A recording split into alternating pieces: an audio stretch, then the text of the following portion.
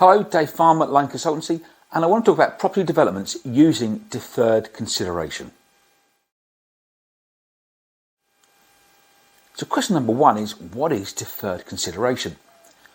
Well, this is where the property developer, instead of paying cash for a parcel of land on day one, pays the vendor at a later date. They have deferred the consideration. You might ask yourself, why would you do that? Well, from a developer's perspective, it's positive because they're not paying out cash on day one, and therefore it's easier to cash flow to a development.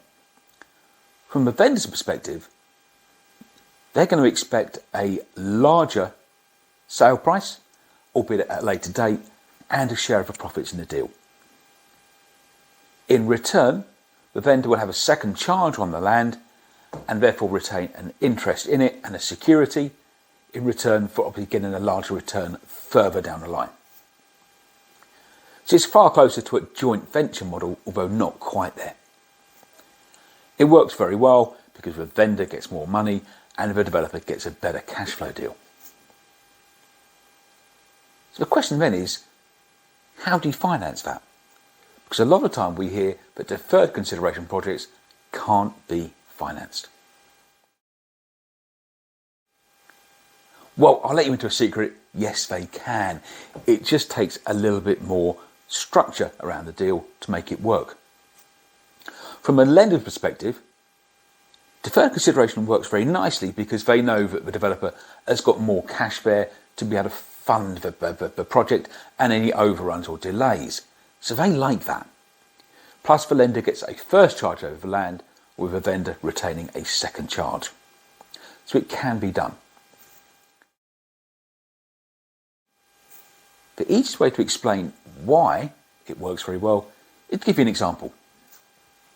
So let's assume that a developer can buy a piece of land for $900,000. It's going to cost them another $900,000 to do the build, and at the end it's going to be worth 2.45 million, let's say. Pretty standard sort of structure. So the developer in this case needs to borrow 1.5 million because they've got some cash to put in themselves, and they've got a total of 1.8 million of total build costs, including purchasing the land. So they've got finance costs on £1.5 million. Let's now defer the consideration. Instead of paying out 900 grand on day one to purchase the land, they're not paying anything out on day one. Instead, what they're going to do is they're going to give a vendor 950 grand further down the line, so give them an extra 50,000 on top of the purchase price, and also give them a share of a profit. So in this case, if we say they're going to give them 10% of a share of a profit, then instead of 900 grand the vendor's going to get, they're actually going to end up with 105 grand more than that. So they should be quite happy. From a lender's perspective, they've got a client who is doing a development and is actually got some cash behind them to do the works and fund the overruns, so they're comfortable with that. And of course the lender's got a first charge on the land. From a developer's perspective, he's paid more for the land and given away a cut of the property. But he's also got finance costs that he's not having to pay on 600 grand of borrowing. And if we work that out at a nominal 10%,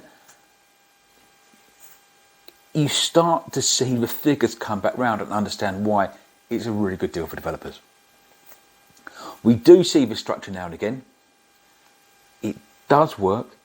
It can take a bit more effort to finance, but don't let anyone tell you it can't be done, because it can.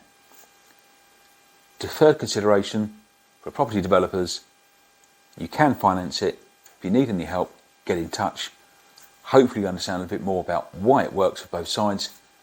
And any questions, give me a call.